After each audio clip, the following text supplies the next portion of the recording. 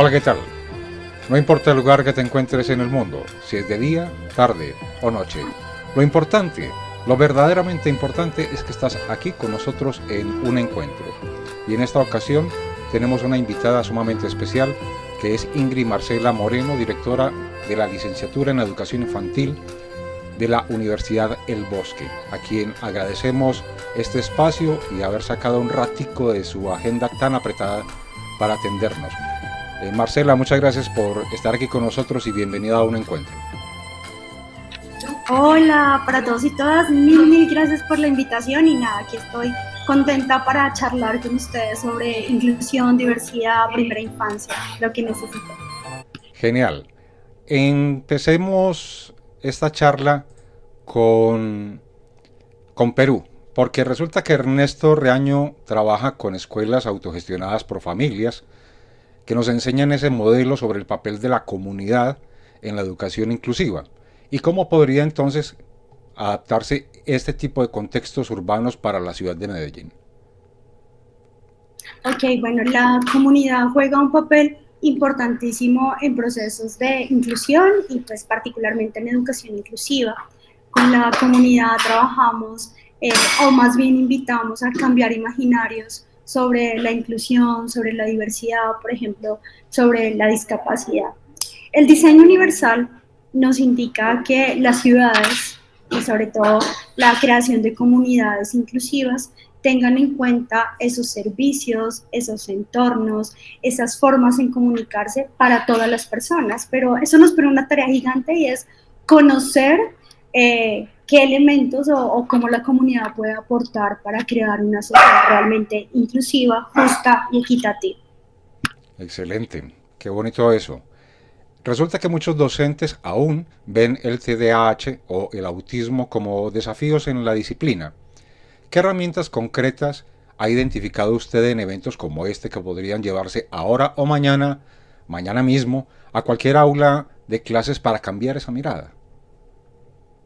Bueno, lo primero es que los maestros y las maestras no dejamos de aprender.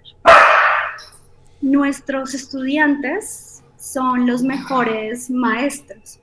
Y cuando un maestro, el que tiene el título de maestro, se pone las gafas de la inclusión y empieza a reconocer y a valorar esas diferencias de su estudiante y cómo esas diferencias enriquecen la práctica pedagógica, pues la ganancia va a ser gigantesca. Entonces, primero, la cualificación docente. Nunca vamos a terminar de aprender. Segundo, los estudiantes, los niños y las niñas como protagonistas en el aprendizaje. Eso nos dan las pistas de lo que necesitamos. Y tercero, el trabajo articulado con la familia. La familia nos da información clave. Y cuarto es promover esos espacios dentro de nuestra aula. Si nosotros como maestros no creamos espacios en el aula, va a ser muchísimo más complejo, sobre todo pues para ser coherentes con lo que queremos. Comprendo.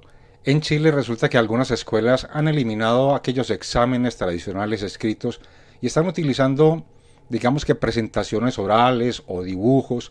¿Usted cree que es posible esto en Colombia y qué podría estar frenando este cambio en el sistema educativo colombiano? Claro, digamos que en Colombia tenemos el decreto 1421 de 2017, por el cual se reglamenta la educación inclusiva en Colombia. Y allí tenemos establecido el diseño universal para el aprendizaje dual, donde se invita a que los estudiantes se puedan expresar de múltiples formas, ¿sí? No solamente de forma verbal, sino que también se habla de forma escrita, por ejemplo, a través del dibujo. Pero aquí viene la tarea del profe, ¿sí? Sí, Cómo se quita ese imaginario y reconoce que todos se pueden comunicar de manera diferente, que todos pueden decir que les gusta, que no les gusta y que está bien en un proceso de enseñanza y aprendizaje. Este concepto lo aborda el diseño universal para el aprendizaje dual como una propuesta pedagógica. ¿Lo podemos hacer en Colombia? Claro que lo podemos hacer. Aquí necesitamos esas iniciativas y esa voluntad del profe que dice, listo, aprendo y llega alguien con discapacidad, no importa, me arriesgo y aprendo. pero usted acaba de mencionar la palabra discapacidad. Tengo entendido que es una neurocapacidad diferente la que tienen estos jóvenes o estos niños o las personas en general, porque incluso ahorita quisiera hacerle una pregunta referente, o mejor dicho, se la voy a hacer de una vez. Este tipo de encuentros suele generar mucho entusiasmo en las comunidades, en las sociedades en general, pero luego cuesta trabajo sostenerlo en las aulas y en las viviendas, en los hogares, en la industria, en la empresa, en, en los gobiernos. ¿Qué propuestas dentro de este evento le parecen más sostenibles para implementar en colegios y universidades públicas o privadas? Bueno, una apuesta con la que yo iniciaría, y también ahí aclaro algo del lenguaje, es cómo generamos culturas inclusivas, ¿sí?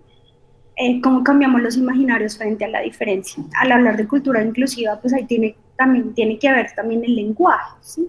En Colombia y pues en el mundo tenemos la Convención de los Derechos de las Personas con Discapacidad. Desde una postura de derechos me refiero a personas con discapacidad. Aquí ya ahora tenemos acciones afirmativas como neurodivergencia, capacidades diferentes, pero pues al final son esos conceptos o esos términos en los que buscamos generar culturas inclusivas o comunidades que respeten y valoren la diferencia. Entonces, más allá de cómo se dice o de la etiqueta, el primer punto es cómo socializamos, cómo visibilizamos, cómo invitamos a crear una cultura, un entorno inclusivo, donde pues la persona que trabaja en el banco ve de otra forma y no pasa nada. La niña que usa una silla de ruedas para desplazarse y va al colegio y asiste a educación física, ¿sí? Como nosotros también desde la primera infancia invitamos a generar esos procesos de respeto. Entonces, esta es una invitación gigantesca a generar culturas inclusivas. Por ejemplo, ahorita, no sé, el noticiero, que haya el intérprete esté todo el tiempo, y no solamente en el noticiero, pues porque ¿qué nos hace suponer que una persona sorda no quiere ver la novela, por ejemplo? O el programa de los chistes por la noche. Entonces debería estar ese intérprete siempre. Las acciones afirmativas también que invitan a un empresario a confiar en empleados que trascienden o están en la vida de otra forma, ¿no? Entonces, no es que vean como yo quiero que vean, sino que, por ejemplo, tienen otras formas de ver, y ahí le quitamos la etiqueta y yo doy la oportunidad para que trabajen en mi empresa. Eso hemos visto, por ejemplo, en los call centers, que ya crean una cultura inclusiva y pues confían también para la inclusión laboral. Entonces son como muchas miradas para crear las culturas inclusivas, incluso en las universidades. Si yo estudio en la Universidad de Matemáticas y si mi compañero tiene la etiqueta autismo, pues es una oportunidad para reconocerlo, para aprender de él. Y también ya sé que puede que a mi amigo con autismo no le gusta el ruido, ¿sí? Pero también sé que a mi amiga María, que no tiene discapacidad, viene de la costa y extraña a sus papás. Entonces, claro, las culturas inclusivas nos invitan a reconocer y a respetar esas diferencias. ¿Usted considera que con base en el decreto que mencionó hace un momento y a lo que acaba de mencionar, sería interesante eliminar ese término de etiqueta para ser más incluyentes, inclusivos y respetuosos con el otro, sin importar si esta persona tiene una capacidad diferente de aprendizaje o una neurocapacidad diversa? Creo que mientras todos tenemos esta conciencia, toma de conciencia y cultura inclusiva, la etiqueta va a ser necesaria, o esa forma en que yo me refiero al otro o bautizo la diferencia, mientras que llegamos a esa toma de conciencia. De hecho, hablar de educación inclusiva hablamos de un proceso y no de un resultado. Los que estuvimos, digamos, en este evento durante 2 días, pues nos vamos con varias tareas, pero la tarea es que las personas que por primera vez se acercan a este tema, multiplicadores. Si nosotros no nos ponemos la camiseta y nos volvemos multiplicadores de estos mismos cambios, pues vamos a seguir retrocediendo en lo que pasa en nuestro país en materia de imaginarios. Sí, sería un retroceso o más bien un reproceso permanente. ¿Usted qué ha aprendido de un niño neurodivergente que nunca olvidaría y que le encantaría que todos los maestros escucharan? Bueno, yo aprendí que yo como adulta puedo hacer mucho daño o puedo poner etiquetas negativas. Yo ahorita en la conferencia mencionaba 2 niños con discapacidad visual, había otro tercer niño sin discapacidad visual, y el niño me preguntó, profe, ¿por qué tiene los ojos así? Entonces le dije, pues porque es ciego, porque no puede ver, porque tiene una discapacidad visual. Y el otro niño dijo, no, profe, lo que pasa es que él está viendo hacia adentro. Entonces yo a los 5, sí, esos niños tenían 5 o 6 años, yo dije, soy una adulta que he estudiado todo esto toda mi vida, he viajado dando charlas, he estudiado muchísimo, y a un niño de 5 años, pues me dio la mejor lección de vida. Entonces, aquí siento que lo que un maestro necesita escuchar es a ese estudiante, a ese niño que me dice, profe, no me mire por la discapacidad, no me mire por lo que se ve por fuera, tal vez, o por la etiqueta neurodivergencia, sino que conózcame. Qué bonito Entonces, eso. Y finalmente, para cerrar este encuentro maravilloso, ojalá tuviésemos más tiempo para seguir conversando, pero sabemos que tiene múltiples ocupaciones en su agenda, especialmente el día de hoy, que es el cierre de este encuentro maravilloso en la ciudad de Medellín. Y me gustaría que le dijera al público en general cuál es esa experiencia maravillosa, encantadora, inolvidable que usted se lleva de este primer encuentro en la ciudad de Medellín y le gustaría replicarlo en diferentes escenarios.